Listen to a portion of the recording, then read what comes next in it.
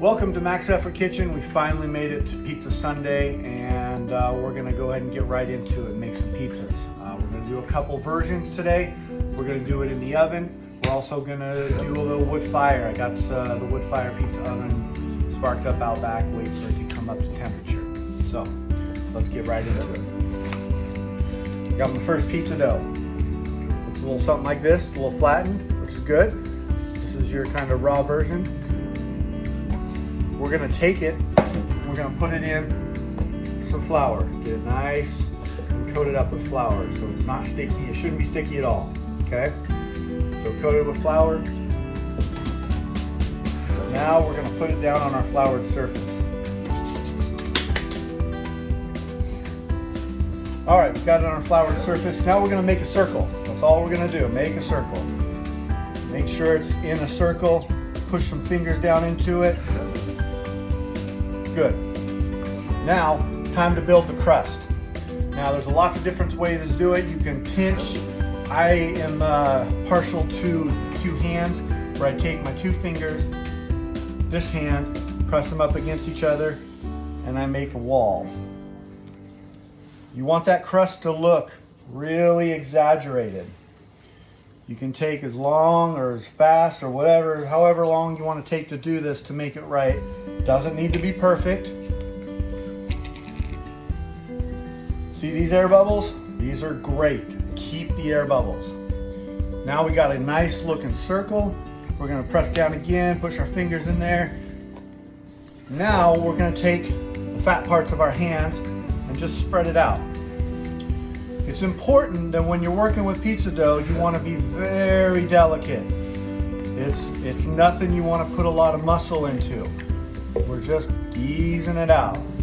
See how it's stretching like that? Cool. So now that we got it kind of stretched out, we're going to take it, put it over your hands like this. Stretch, stretch, stretch. And we're about at the size that's going to fit in our ovens. Okay? Looks good. Now we want to take, and there's a couple different ways you can do this.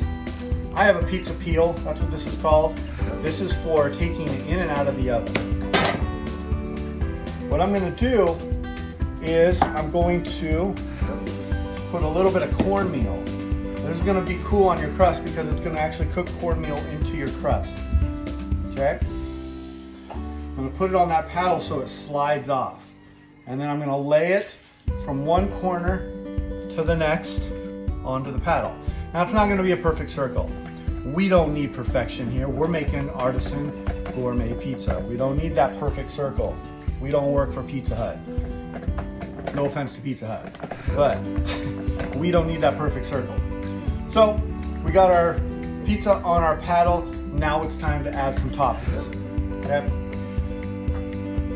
I'm going to do a tomato-based one. So that sauce we made yesterday, we're going to put a dollop right in the middle. I'm going to do about 2 spoonfuls. And then I'm going to take the back of the spoon, and I'm just going to lightly do some circles as it spreads out. Okay? Spread it all out. Make sure you get all on that crust. The one thing, and this is a preference, some people like to spread the crust all the way out to the crust. I like to make sure there's a little bit of room between the crust and the sauce. That way it gives it an opportunity to rise and you get those cool air bubbles. Because as you put weight onto this pizza, what's going to end up happening is it's going to keep it hold down and you're going to get a skinnier pizza. So we got our sauce. Now we're going to do our cheese.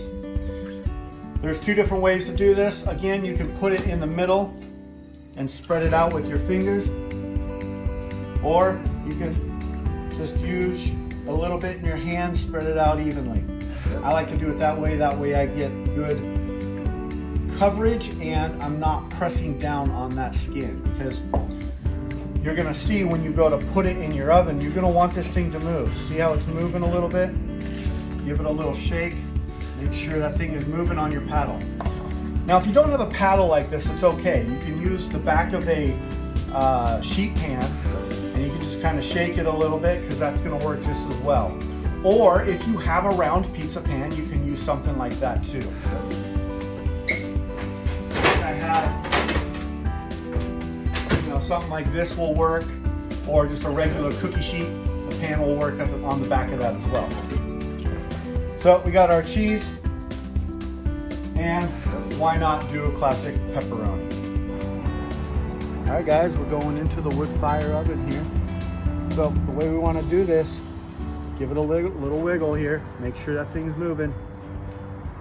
And we're gonna just kind of wiggle it in, put it all the way in, and wiggle that pizza off onto your stone. Like I got it going. The cool thing about the wood fire oven is it takes very, very quick. It's like a 90-second to roughly 3-minute cook, depending on your temperature. I have this thing going at about 700 degrees right now.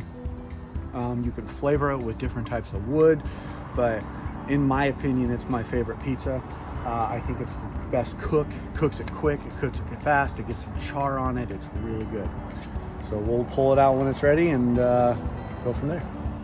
All right, guys, I wanted you to kind of see how this is going. The really important thing is when you're cooking in a vessel like this, you got to make sure and take that thing out and spin it. So check it out. That thing's cooking right up. We're about, I don't know, 30 seconds in, 30, 40 seconds in. This guy out. Take a spin. Back in. All right, you guys, we're gonna pull this thing out. It's been about 3 minutes. And look at that. Nice pizza. A little burnt right here, but that's okay.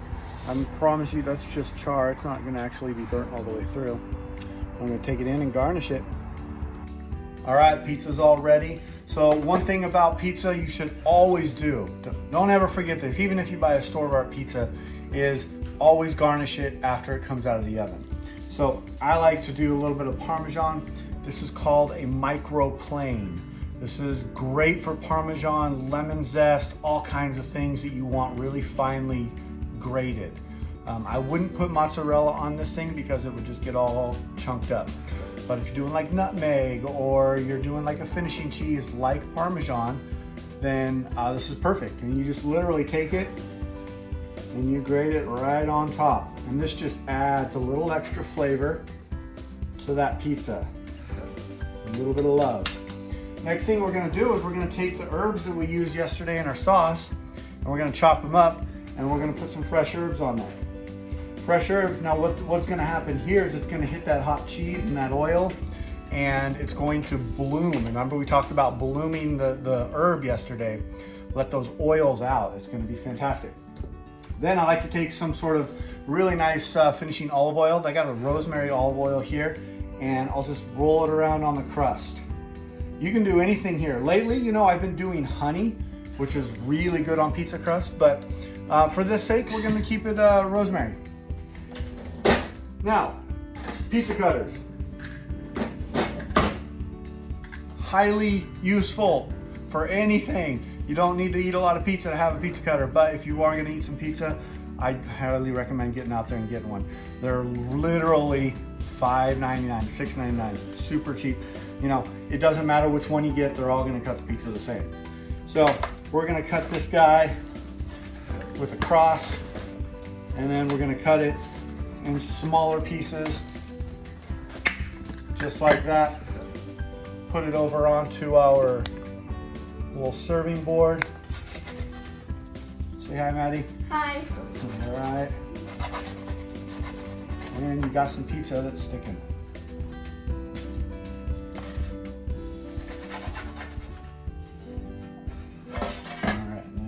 Go ahead and put this back together like so, and we got our first pizza here.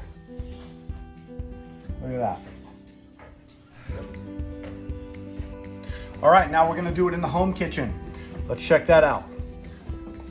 Let's get our dough nice and floured up. See? We'll go ahead and go through the process of forming our crust. I've done this a couple times or two, so we can go right through it. Okay, let's get our paddle. Put some of that cornmeal on there. Make sure we know all that, so all that doesn't stick. Put our paddle down. And it's important, I didn't talk about this the first time, but it's important that we build our toppings on top of the paddle.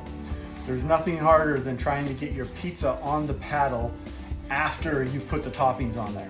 Trust me. All right, so go ahead and remember from corner to corner, lay it down, resize it, reshape it, looking good. This time, we're gonna do we got some minced garlic here, and I'm gonna throw some of that garlic down, a little bit of olive oil,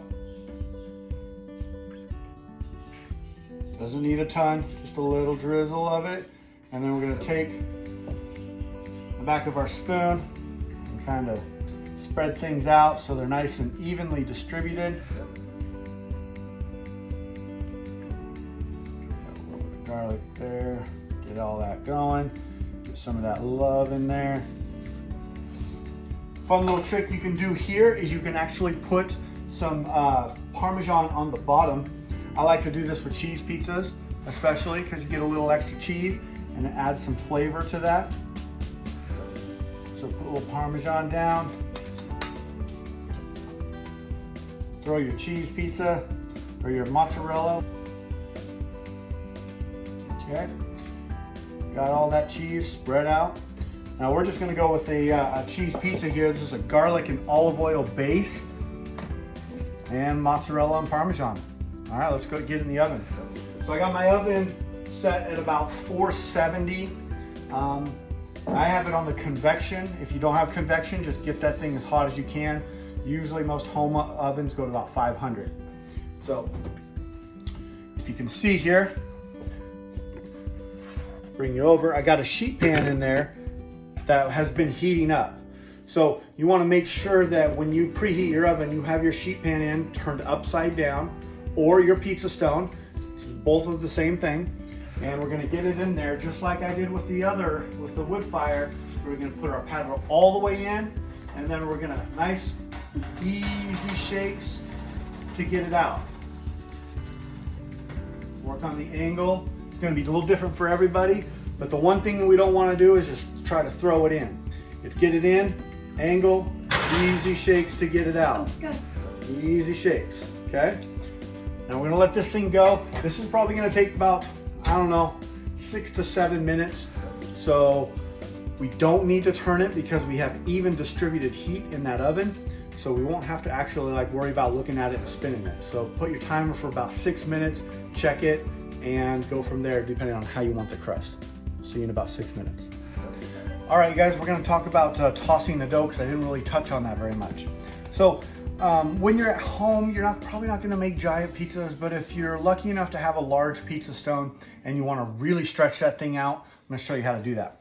So again, we are going to, make sure we put our fingers into it, get our crust going.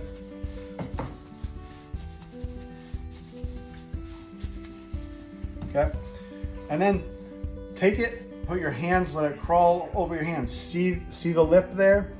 You don't ever want to pull outside of that lip. So we're going to pull, toss, and you can just let gravity work in this aspect, okay? And if you want to get really fancy, I'll show you how to throw it. I'm going to go outside for that though. All right, so we're going to toss some dough. So we got it fairly stretched out. So when you toss it, you're going to take one hand and throw it up like that. And I always teach people to toss it in front of you like a spinning record first. So toss it like that. And what that does is it gets a nice even circle. Now, if you want to toss it like pros, you can try doing the same thing, but you're going to twist like this as you go. So, just like that. Like that. So now I got a fun, big, evenly stretched circle. Pretty cool, huh? All right, time to pull this pizza out. So I'm gonna use two things. We're gonna use some tongs and our pizza paddle. or you can use a sheet pan or whatever you end up using. So instead of trying to jam it in there and get the tongs, grab that crust, pull it onto the pizza pan, and voila. Okay. Again, we're gonna hit this with some Parmesan.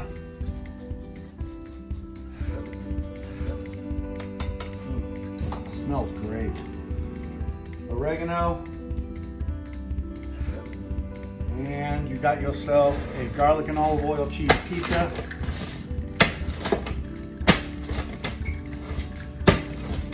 And we're going onto the board. All right. Now, with all these pizzas, you know, you guys can add whatever toppings you want to add. I did the two basics. I did cheese and I did pepperoni. Also did the sauce pie for my daughter, but that's still cooking. So get creative. 3 toppings total. Make sure that when you're putting your toppings, you're being considerate of different flavors or different types of pizza. But you guys, the basics here are dough, cheese, and sauce. And then from there, you build whatever flavors you want to do.